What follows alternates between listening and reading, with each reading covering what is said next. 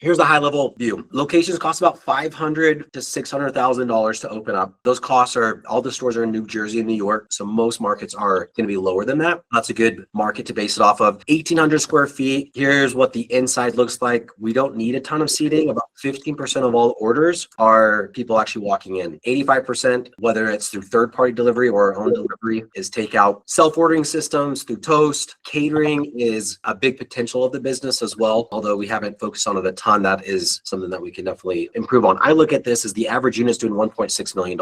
If you're looking at an investment to revenue ratio, I've never seen that in any food franchising in the world, that every dollar that you invest on average is bringing you $3 back. So I really like the model, and there's just so many different reasons why. Very extensive, inclusive menu without overcomplicating things, making sure we always use all ingredients for multiple products. Well, let me just finish the kitchen, because I know a lot of people haven't seen the front or on the operations side. When I say the $550,000, that's like your franchise fee, your marketing, your construction, your equipment, your grand opening, marketing, your first few months worth of operation capital, all that. You're not hiring any skilled kitchen laborers. You're hiring the same people you'd hire at Chipotle, because you grab a bowl, you go down the line. Proteins are made fresh to order or to order. Fries, we do a lot of that as well. High margin item. Again, being very inclusive. We're health focused. If you don't want to eat health, you definitely don't need to go find another option. We have options for you. Sandwiches as well. Sandwich station, toaster, and in the back, very oven, 3-door freezer, 3-compartment sink, and then our walk-in where we get produce delivered typically 6 days a week with vendors that have national partners. And considering that we're vegetables, we don't foresee any, and neither do our suppliers foresee any on delivery and supply chain, even going nationwide. Joey, thanks for jumping on. What's up, Kai? How you doing? I'm excited. And I know you're excited too. I love getting those late night texts on strategy from you. So, Salad House has been in business for 15 years now, 20 locations, New Jersey, New York. Average location is $1.6 million. The lowest location did $991,000, which hats off to taking care of each and every one of the franchise owners. But let's back up a little bit, Joey. Why Salad House? What's the backstory? Well, thank you everybody for joining. This is our first virtual discovery day, and it's exciting because we usually have our discovery days in our office, and in this past one we had to have it at our distributors because we had 17 people fly in from all parts of the country. That Bennett came through, and now Bennett's like, you know what, let's get a little bit more people on the horn, and we'll do this because we're in 2026. We're able to see more people and talk to more people virtually. So Bennett, thanks for setting this up. Can I add on something real quick on that? Streamline this, and if you've noticed, if you try to look at any other franchise brands, you can't really find that much out there. I think there's more information on Salad House as far as videos and all of that goes. And then part of it is because it's a really good brand and they're ready to scale. But in the last 7 days, we had 188 people inquire about Salad House alone. So we're trying to do a lot more group things because obviously we can't get to everybody, one-on-one. That's the purpose of this. But yeah, Joey, back to you, man. You said why. It always starts with my family. I always start actually with my parents. My parents were off the boat, Italian immigrants from Italy. 11 days at sea. They came here to achieve the American dream, use food as a vessel. And, I'm proud to say my dad, had multiple restaurants, an Italian deli that I was born into. And, I saw the value of, and I saw the importance of sharing food, sharing love with food and solving a problem. You know what I mean? Like, busy days and having something quick and easy and delicious and good quality to eat. So I was growing up on that. I never had McDonald's, never got to indulge with like McDonald's or Burger King and any of those things. So my father would always say, what you save money now if you pay for cheap food, but you'll pay for it later. You know what I mean? So he always says, treat your body like a high-test gasoline, putting in, fuel yourself with good stuff. And that's kind of the origin of Salad House. So a young family, my wife and I would always be like, what are we going to get for dinner? It was always like, oh, should we go here or there? And it was never, we could never land on one place. My wife wanted to really implement healthier eating in our home. She likes, chops on, New York City, every street corner, there's chopped salad places, healthy options. And in the suburbs, there wasn't that. And it became a little chaotic because the kids, they want their chicken fingers, they want, and they kind of rule the roost in the household. So I was at a traffic light one day. I saw a vacant spot in Millburn, New Jersey, and I went home, had pen to paper, and I drew up a business plan. What I envisioned a salad concept that was approachable for somebody like me that doesn't want to have to Google ingredients, or maybe I'll have a salad because I ate like crap on the weekend, and we just got blizzard. We had a blizzard here in New Jersey, so we ate pretty badly. So the first meal, of course, was Salad House. So there's a solution for you. Opened up in Millburn in 2011. It was a success. fast because, we really filled that void. That there was a void in the marketplace. Doubled down, opened up a second location in Morristown, New Jersey, about 25 minutes away. At that point, I realized I had something special because, I'm an observer and I observed the type of customers that were coming in. And it wasn't just it wasn't just health nuts. It was really like everybody. We were approachable. You didn't have to Google our ingredients. We do the staples well. Proud to say that Salad House is a solution. And that was the why. So we got our why and now we're sharing it across the country. So we're excited about that. I love that. So you guys started in 2011, franchised, around the year 2017. 17. And then even then it was pretty slow growth just until the last few months. And it's like, okay, we got the systems, we got the processes, we got the tech. You guys are great at the third party ordering. And then now it's, okay, let's expand. And correct me if I'm wrong, but expansion strategy for 2026, outside of the 20 locations that are open, there's another 20-ish that have been sold and will be or awarded and will be opening. And then this year we'll bring on about 30 to 40 new franchisees. So looking for about 3 per month is kind of what we're looking for. And I'm going to get into what we're looking for in those franchisees. But first, I want to dive in a little bit more on Salad House is such a cool concept. The numbers are head and shoulders above the competitors as far as your average unit volume. What do you feel like are the unique competitive advantages that allow your average units to do, in most cases, 50% higher than the competitors? What we have here is, the high ticket average. It's because we're not just salad, not to throw a dig at this, at just salad, but we're not just salad. We offer, appetizers. We offer my mother's homemade chicken pastina soup. That's one of our top sellers. So people, they'll get a salad and they'll get either some sweet potato fries or you'll get, a soup, combine it. Drives the price, the average ticket up. We're also, like you said in the beginning, you touched upon the catering and group ordering, like our group orders in an office building. It's like, we're ordering for Salad House. We eliminate the veto vote because there's something for everybody in like on our menu. If you look at our menu, it'll be hard to find a group of people that'll be like, nah, I'm not in the mood, because we really touch all types of flavor palette. Like, we're able to, you have a little Mexican flair. We have a little bit of a Greek flair, Italian, like what have you, Asian flair. I think a part of the reason why that's our secret sauce of being able to drive, we're actually a $1.7 million AUV. And that's, something I believe that's a part of it. And the frequency, people come into our stores, our guest comes to, 2 times a week. We have something really special. The loyalty. So in the industry, about 15% of people, and you guys could analyze your own habits, like how many times do you go out to eat that you're actually using loyalty member numbers and all of that? Typically, you're not doing that, right? 15%, so like 1 in every 8 people are doing that. With Salad House, it's 1 in every 2 people. 52% are coming through as loyal members and using, meaning they've given us their information so we could continue to market to them. Name, phone number, email, and 52% of them are using that every single time they order. You guys are very tech focused. So outside of the loyalty, what are the other tech, items that you guys are excited about and that help position you guys where you're at? Well, you had mentioned when you did the virtual walkthrough, Toast. Toast POS has been a game changer for us. We actually started with them probably about 8 years ago. They were actually just beginning as well. And just being able to, get the statistics, be able to figure out exactly, what people are buying like that was, the first part of it, and able to really figure out what's selling, what's not. And then we just continue to add tech stack to it, from Olo to our thanks, our loyalty, our app, which is very user friendly. And one of the cool ones we have now is called Ovation. A friend of yours, Zach Oates, that had this. It's it's sort of a customer survey that once they get food delivered or they got food, they get a quick survey, and it's a very easy survey, but it's really helped us communicate and humanize the conversations with our customers, as opposed to them getting mistakes, because we're going to make mistakes. We make mistakes. The restaurant industry, it's especially when you have a create your own salad on your menu.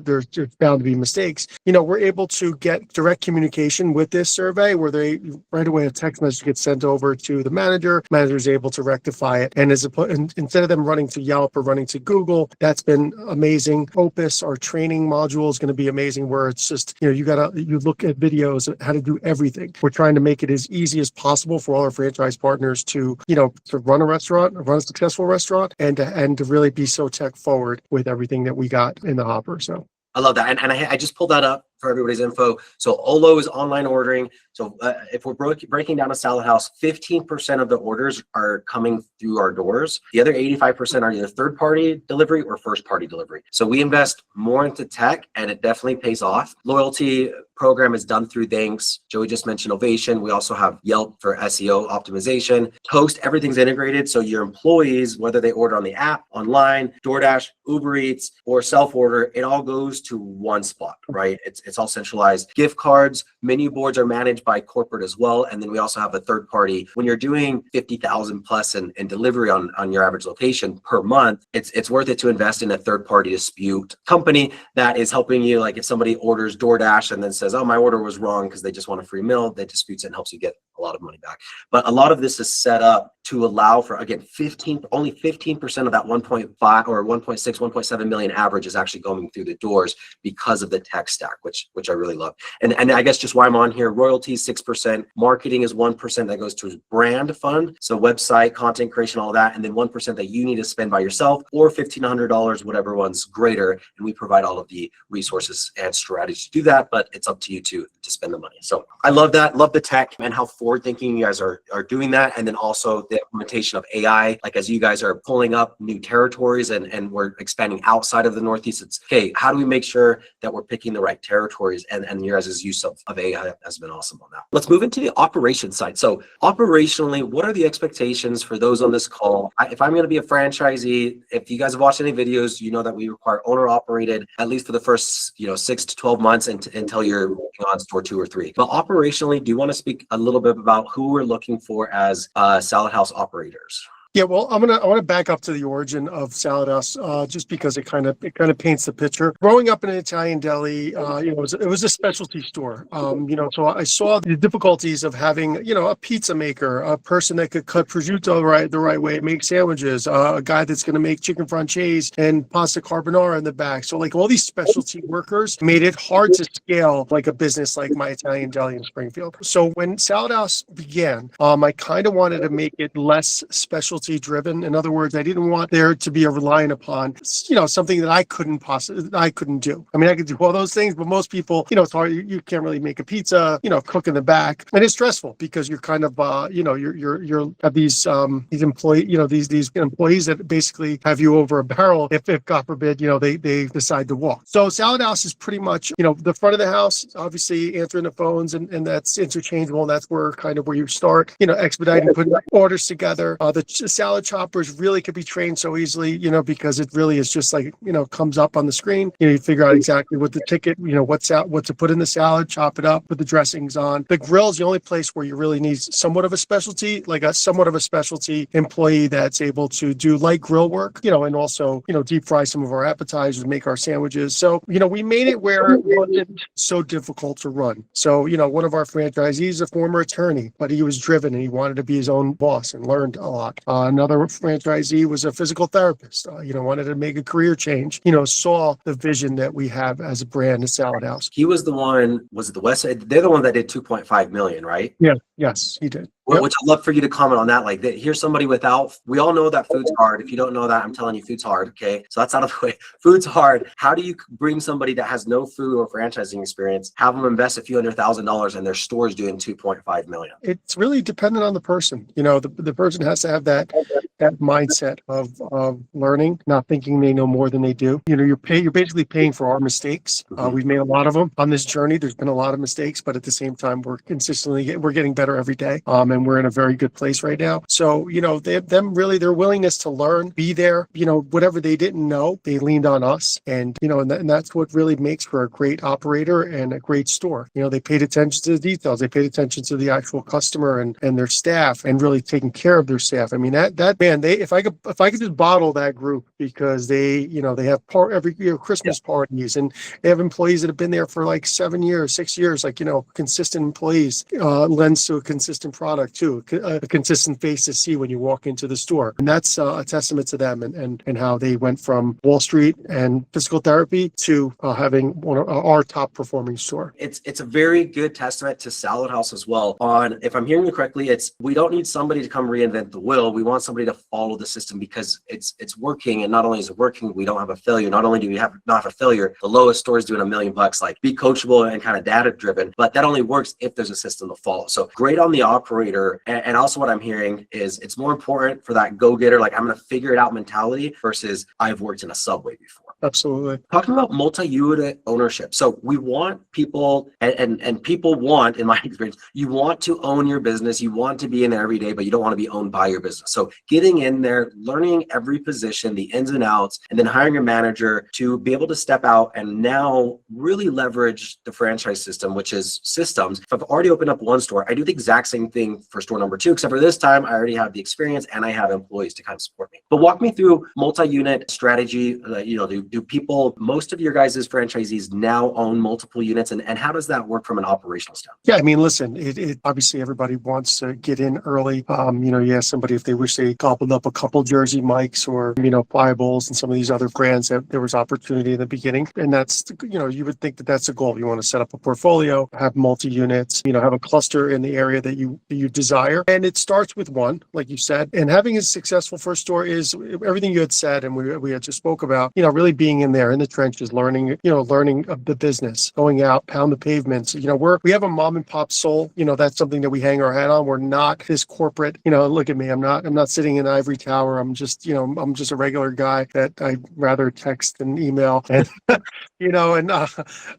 but that's who we are, and it's like we have this mom and pop soul. So we want you to be out there, sourcing, sponsoring little league teams, getting immersed in the community, and then once you get that store run, you have somebody running the store. I'll give an example of Jack Salmes. He's one of our, he was our Chopperator of the year. We had our salad season summit last year where we had all our franchisees and we celebrated, we had everybody under the same roof. It was beautiful. We gave some awards out. He was our Chopperator of the year. And Jack has 3 locations. And Jack, when he first started, he had Ridgewood. That's a $2 million store. It was actually right out of the gates, a $2 million store. Jack had this guy that he hired from Chopped. He was unhappy at Chopped and he saw that we were an emerging brand, brought him along and that was his right-hand man. And once, he had Nipson going, we saw an opportunity to Hackensack. The guy, he was after, it was about that 7 month, it was about 7 months or maybe just under a year, was able to jump on to the next one. And then once they had a system in place and they were able, now Nipson was able to oversee both and Jack kind of oversaw him. An opportunity came where it was a conversion in Westwood, New Jersey, where it was a restaurant that was kind of floundering for sale. And he was able to close out last year with his 3rd location and be able to slide Nipson. And now Nipson kind of oversees it. And then Nipson has, his right-hand person that in each one of the stores, whether they're shift leaders or not. So Jack has been incredible. He's actually, I think he's looking to maybe acquire another location, but he's been great. I mean, that's a perfect testament of like, if you're going to buy one business, franchising, there's a lot of benefits because you have the systems, but at the same time, I mean, maybe you want to consider an existing business from biz buy sell, right? Where I think franchising really gets interesting is most people wanting to own a business feel for some reason that one business is going to come with a lot of freedom. Typically it doesn't. Typically you're working those longer hours, you're getting paid last. But once you've done it once to then go 2 and then 3 and then 4, just like you explained, and every time you're gaining this momentum, you're gaining experience, you're more than anything, you're gaining a team. So you have your right-hand person, and now your right-hand person has their right-hand person. And every time you're putting layers of management between you and that entry-level employee, so you're not the one, mopping the floors at night, and it's easier to do that as you scale, at least in my experience. So love that you guys not only support that, but most of the franchisees in the system are on that path, which from an outsider, like you want people to own, if I'm going to buy in a franchise, what's the best indicator if a franchisee is happy or not? If they're buying a second location, and if they're buying a third, if they're reinvesting. Talking about community, I mean, you just mentioned like we have that mom and pop feel, and I love that you guys are so focused on community. People that maybe haven't had a business and, they don't really know how to get a business involved with the community. But can you talk a little about what Salad House is doing, why that is important, and what franchisees on this call can do if they were to open up a Salad House franchise as far as getting involved in the community? Yeah, the community outreach is so important. And I saw that again. Like I was a student of my father and my brother, who's 14 years older than me, with a successful business, being in business since 1981, but really my father being in business since 1958. And a big part of it was always giving back to the community, whether it's, like sponsoring a little league team, but not just sponsoring a little league team, like being involved with them, inviting them over. Our Seahawks location sponsored a little league team, and the general manager there went to their opening day game. And everyone was like, oh my God, that's amazing. He was there, and in the stands. and the kids, like, when they broke, before the game started, they were 3, 2, 1, Salad House. It was like a cool moment. Then the end of the season, they had their end of year party there. That means something to a lot of people. You know what I mean? Especially nowadays where you spend your money. You kind of want to spend your money where people, like somebody that I want to spend my money with somebody I like and supports me too. We do a lot with different charities. We have our Big Give, and that's an initiative that Salad House has as a group. But every store really, just being immersed in the community. You know what I mean? Like knowing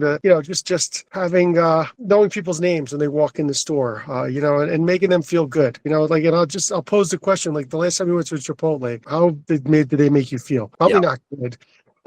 Probably, like a very, very cold transaction. And we encourage our franchisees to have that warmth and to have that spirit of like, listen, you have to appreciate the customers because you know what? Without them, there's not us. And it's so important to show them that respect. We're in the hospitality business. It's intimate business. They're choosing you. They're choosing us over so many different competitors. That should mean something to you. And when it does, it shows. And when you show that and you're part of, the community and doing, like for instance, I'll give you a quick example of somebody that does just that. Our Livingston franchisee, Livingston, New Jersey, Dave Delinko, he was actually the attorney. He does so much with the community. He sponsors like the ice rink. You have the Fueled by Salad House on the ice rink, and the local high school team does so much for like the PTA, all these different things. Just Salad last year was coming into town, and it was on a Facebook community forum, and everyone's like, "Oh, Just Salad's coming into town," and that's somewhat of a competitor of ours. And sure enough, the amount of people that went to bat and said, "No, Dave Delinko, Salad House is the best. Dave does this for my kids. Dave's a part of it." Like it was such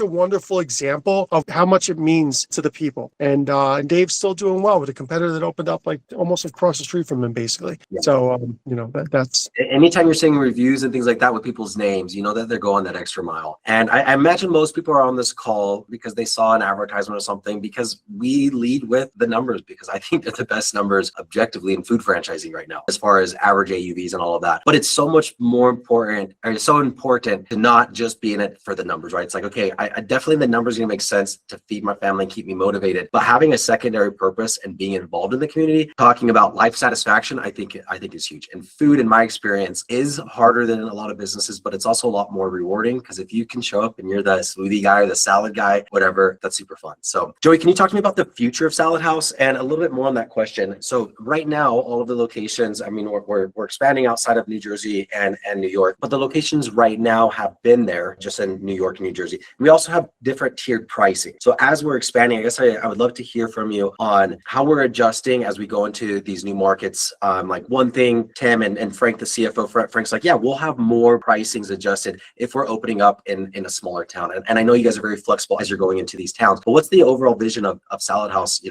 the next 5 years? Well, number one is that we want to align ourselves with people, like you had said, that it means just more than a business. We're making a difference. We really are a company that is an approachable brand. And I love the visual, the bell curve visual of like, you got people that eat, maybe the fast food people that are here drinking in this country. And then you got the people that eat like maybe sweet green, super organic, no seed oil, like they're over here. And then you got everybody else, and what we are. You know what I mean? We're we're going to be America's salad brand. We're going to be America's approachable.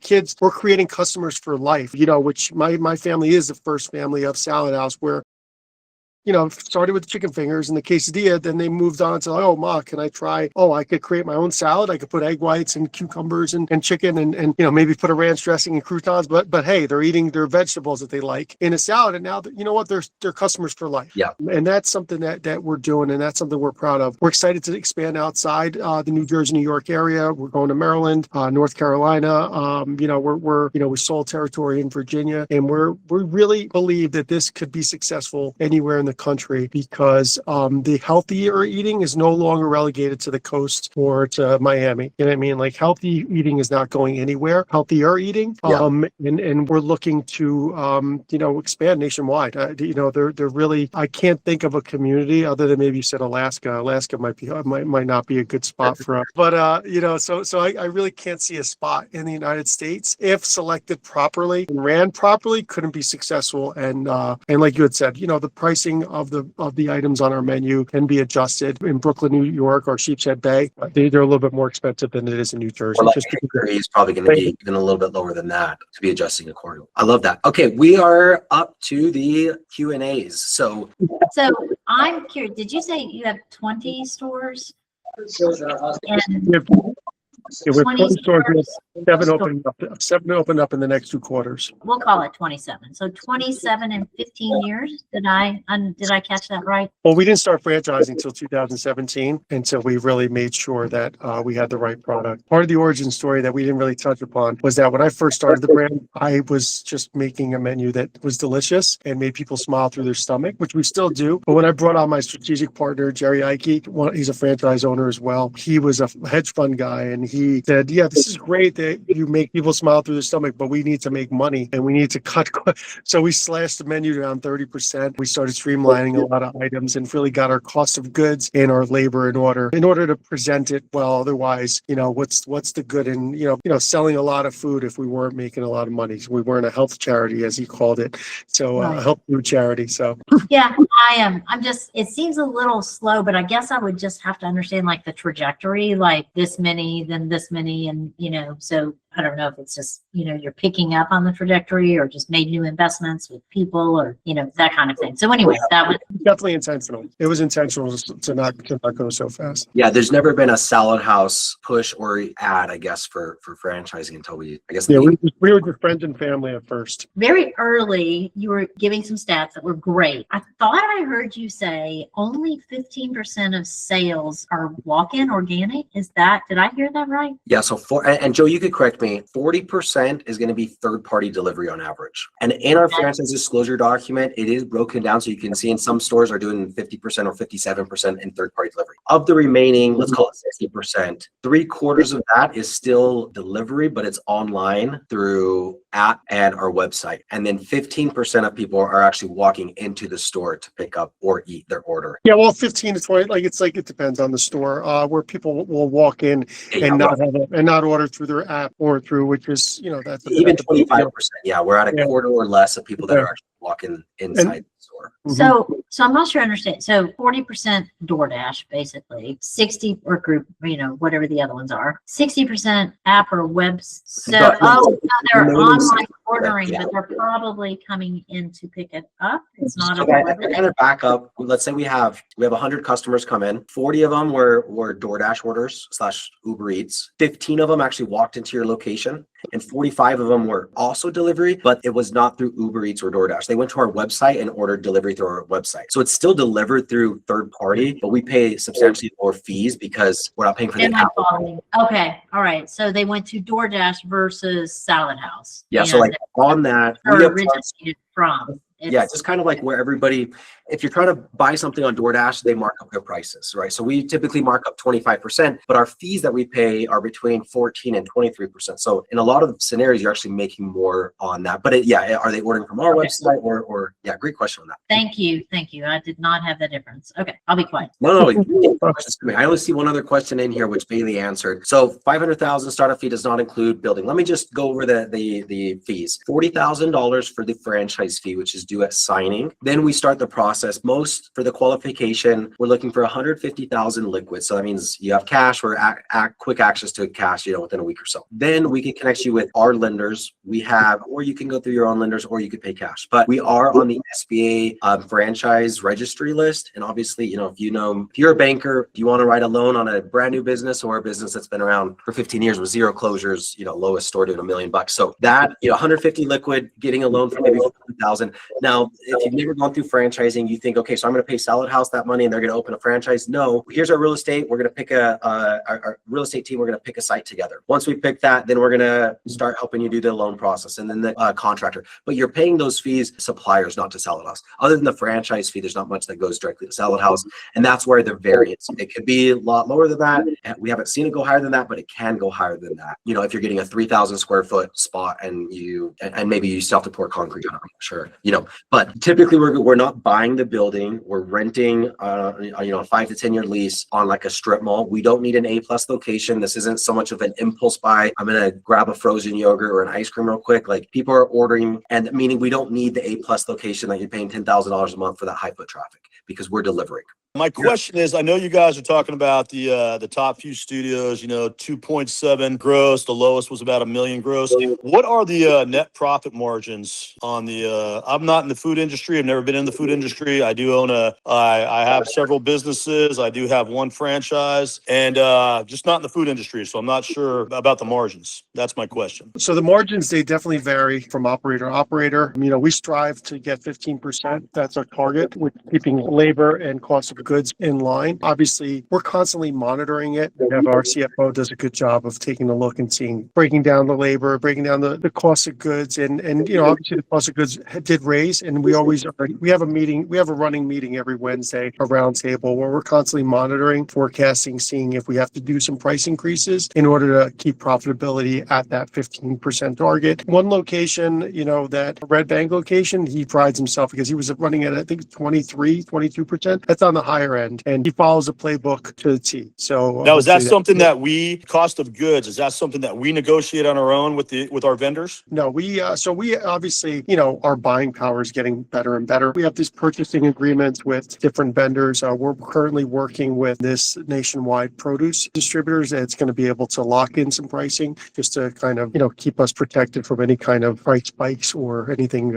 And if you don't mind, Joey, I'll break this down just real quick. You can get access to this after our first meeting. We send this to everyone, but this has one of the most comprehensive item 19s, which is the financial section of a franchise. I would say half of franchises don't disclose anything. I personally wouldn't buy one of those. And then most of the ones that do, either the numbers don't look that great or they don't include expenses. You can see 3 years back on financials, and then I can see what my labor and food cost was. So it was 32%, then it went down to 27%, and even went down an extra 0.5%. But my major cost, so this was the top store. This is 2.5 million. $1.2 million came from third-party delivery. $1.3 million came from direct orders. My labor is 27. My labor was 22. So I'm at 50%. Then I'm going to pay 6% royalty, 1% brand that goes to corporate. I'm still at 43%. I still need to pay my utilities, my rent, my legal fees, things like that, right? But you could see there's plenty of money, I guess, there. You could see average order values, cost per order. Some of the information, if a franchisee didn't submit it, obviously we don't have it. So we just give you all of the data that we do have. But again, if we're looking at cost of goods, I'm going to go find another store and like, okay, the last 3 years, what were they? Oh, this one was unreported. Here's cost of goods. They were at 32%, 29, pretty close to the other one. This labor is also 22%. So again, they're pretty right in line, but you can go look at all the stores here. So very, very transparent, a lot more transparent than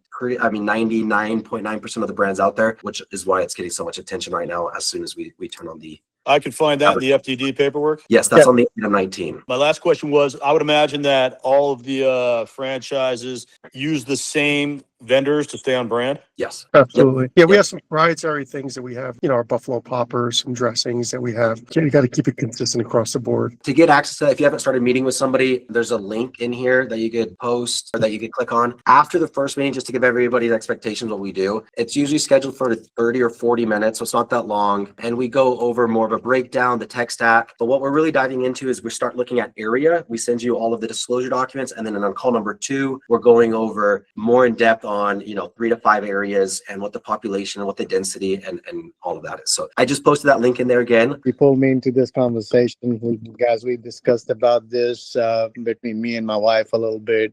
And I've looked at the FTD. The item 19 looks great, right? The idea really is that the questions that pop in my mind, most of all your stores that are on there, they're in your market, New York, New Jersey, like you have mentioned. And I'm just trying to see, as you guys are trying to expand with franchisees, there's not much data out there available at all, right? Other than the areas where you already have franchises and they're right there within your reach, right? So as you're expanding, somebody like me, I'm not in your area. And I'm just trying to think that, Which area are you in? I am in Charlotte area. So I am thinking that who knows salad house here. So it's like I have to make that footprint here. We need to learn. I mean, you guys, as I'm learning, you guys would be learning also my area as well.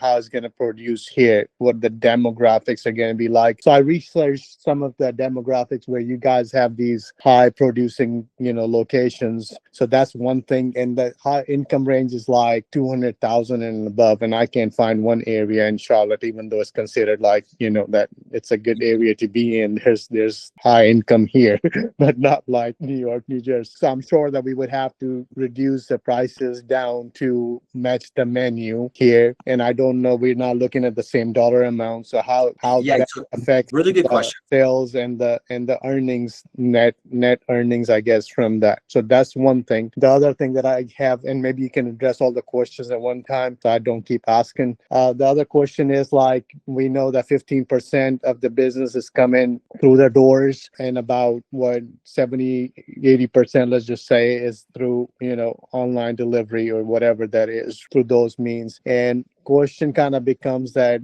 I think you mentioned there was 1,800 square feet store that you have shown in some kind of video. I think it was a video, not the pictures. I just quickly looked at it. I was wondering why we even need 1,800 square feet to serve 15% of our business that is coming through the doors. So maybe is there a smaller model out there that we can save, that as we are trying to open these doors up, I guess, whether it's one location or multiple locations, if we are interested in. So trying to understand those few things, if you can address them. Yeah, a few things, just because I was out in New Jersey, and then Joey, I'll let you take over as well. I went to the Montclair store, I believe. It's 900 square feet. And I have a video of that as well that I'm happy to send to, so you can kind of see the layout, but they have a basement as well. So did they make that work? Yes. Did they do $2 million in revenue? Yes. Then I moved over to Newark, 43,000 average income in Newark. They did just shy of $2 million as well. A lot of it, you were also looking at cost of living index. If you take the average cost of living index, meaning what it costs, 100 being the national average, New Jersey, the average market, where all of those are, it's 100 to 30, about 130%. So we're about 30% higher than average as far as expenses go, meaning if you go to a similar area, the income can be 30% lower because the cost of living is 30% lower, if that makes sense. So we're taking that all into account. Another thing that I like to do, especially now it's getting so much easier with AI, let's look for competitors that are in the markets where Salad House is and that are in Charlotte, because the thought is, what would actually make it lower? Like, so yes, we could have some costs and some pricing adjusting, but why else would it be lower in Charlotte? And if we think it's going to not do good in Charlotte, then it's not the concept. But looking at those metrics, you'll see that you're not going to see that Chipotle's or just salads are crushing it in New Jersey, but they're getting crushed in Charlotte. If that makes sense. Yeah, I wanted to just chime in. Thanks, Bennett, and great. Thank you for those. Those are great questions. So when we're going into a new market like Maryland, we're going to be going into the Prince George County. Yes, still somewhat close, but they don't really know Salad House. And nobody knew Salad House when we first came onto the scene. But we were solving a problem. We have an incredible marketing division led by our CMO, Rev, who blows my mind, because with the SEO and the ability to get in front of people, not only through social media, but all these paid ads, we have this playbook of penetrating a new market that really is going to beat the drum, get the excitement.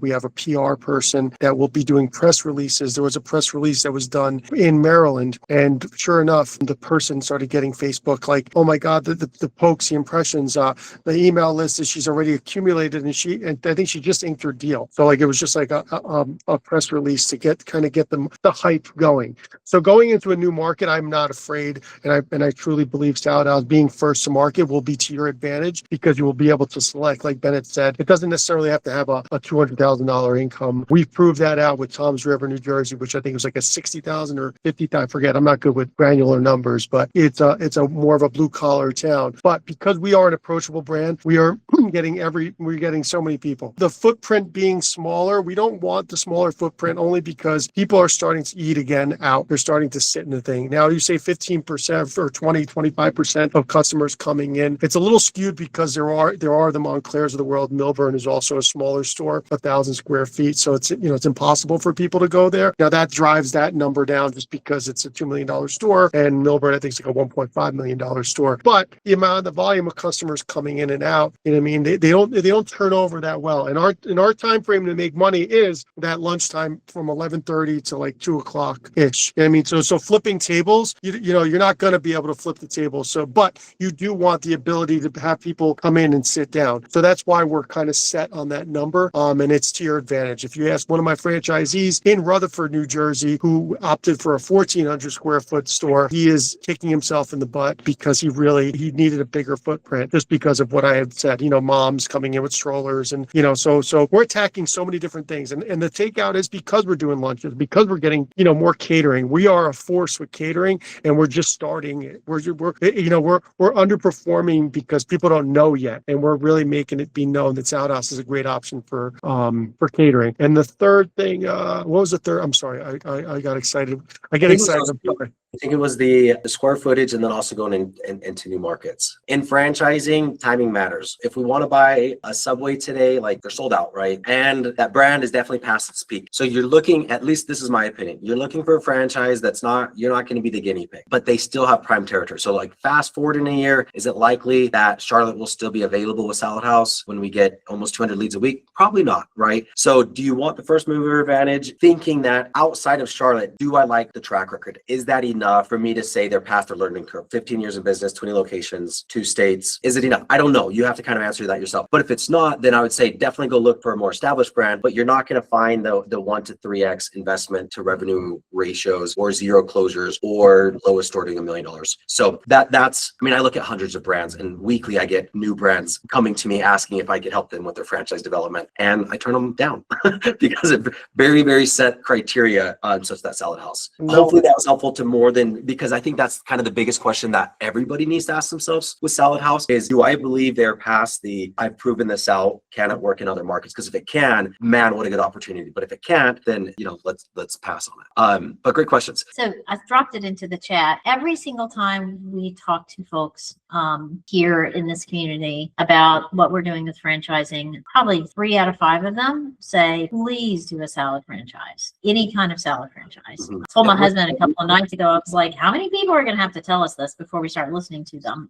It's crazy. But the reason I have always avoided a salad franchise is the worry about spoilage. It just feels like too many profits are going to, you know, go down the garbage disposal. So me understand why I'm wrong. So this is not because I'm a genius. This was because I was space challenged in my first location, but it ended up working out very nicely. Or that said, what you had just mentioned. So my first location in Millburn, New Jersey was about 1,000 square feet, and I had a basement, but I did not have a room for a walk-in box. So I had asked my produce supplier, Sammy, produce picker, who would like go there to Hunts Point every day, and I'd say, Sammy, can you deliver to me every day? I go, because I have no room. I go, is there any way you could do that for me? And he's just like, yes, of course. And I'm like, okay. So he started doing it, and I started realizing my Caesar salad, you know, or chef salad like that we were having at Salad House compared to Chaffee's and my Italian deli was so much better and fresher, and you could taste the difference in daily, like having produce delivered every day. Whereas Chaffee's we get it delivered once, maybe twice a week, and most stores do that. So that became a part of our fabric, and has eliminated exactly what you said. That was a great question, because produce is, how many times you go in your fridge and your lettuce is brown, and you're picking around that. My son complains about his grapes not being when they're soft. He wants to throw them away. And then we establish our pars. We have again with our ops team, we're able to kind of guide you. Initially in the beginning it's going to be a little difficult trying to figure out exactly where you're going to be at. There's going to be a lot of hype. You're going to be maybe busy early on. Hopefully, keep that going. And then you kind of settle into what your pars are, and that's hopefully that answers your question. Yeah, and somebody else talked about costs of goods, and they're like, wait, but am I determining that or you? The bigger variance between a franchisee's cost of goods being 32 or 27% is going to be what you just hit on, is your spoilage, just not supposed to pricing, but it's, are we, so like other things with spoilage, you don't want to throw away shrimp or steak or salmon, right? All of those are made to order. And if you think, okay, we're comparing ourselves to a Subway that gets, like, we will have less spoilage and fresher produce just because we're getting it delivered every day. And then knowing that, yes, you can always use produce from one day to the next day. Maybe we don't want to use it 2 days out, but you don't have to plan that far out because you're getting it delivered every single day. Yeah, so as soon as you said that, I was like, okay, well, that's the secret. If it's coming in every day, I'm not trying to. Most companies don't do that. It doesn't. I'm so smart. Yeah. I came up with that. I don't have freezer space or I don't have fridge space. Is Yeah, great is it question. coming from Cisco or the? No, we have, so what, this was, another strategy that I think is a differentiator, I'd like to think. We use Driscoll Foods, who is a smaller, they're an independent, they're part of an independent group across the country where they're smaller, and you get better customer service. You're getting very good pricing and you're not just a number like you are with some of these big conglomerates. Yeah. And I really feel comfortable and we have established a very good pricing plan with them and it's going to continue to get better as we grow. This is recorded. If you guys wanted to get the recording, we can definitely share that as well. Again, the link's in there if you want to start the process to learn more. Also, Google Salad House or go to YouTube. You'll see a lot of videos. I've interviewed Joey and Frank, the CFO, and Tim and Jerry, multiple franchisees. Lots of information you can go and kind of study on your own pace. But when you're ready to start the process, you can grab that link. So thanks everyone for joining. Wait, I think we have one more. I think Great had one more question. Oh, great, Phil.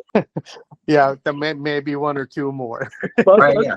Hit 'em. First, thank you for covering what you guys covered already. I think I just want to just piggybacking up over the questions that I've asked before. That if Salad House is not here, but it's still, I'm like in a guinea pig of my area if I'm the first one here. So I want to make sure the infrastructure for my supplies and everything is here, right? Locally will be pretty much the same experience what you guys experience over there. And the second is like obviously the marketing piece of it, right? How that brand opening to subsequent, level of different types of marketing that we need. Yes, I need to get out there in the community and all that. I get that. But what else we are getting from it that the corporate would be able to support out of sitting in maybe in New Jersey, let's just say. You're going to get a lot more than most brands will give you because we got a really great squad, like I said, with the ramp up period that their attention to detail blows my mind, especially somebody like myself that has ADD. So my mind is constantly racing in 24/7, but they are so locked in and,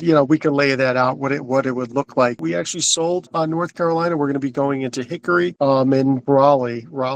Hickory's a smaller market, but I think his second location is going to be in Raleigh. So we're already heading down there. We're heading down south. Okay. Yes, but we identified. I think when he was at our Discovery Day last week on Martin Luther King Day, he came by and we already established who the distributors would be.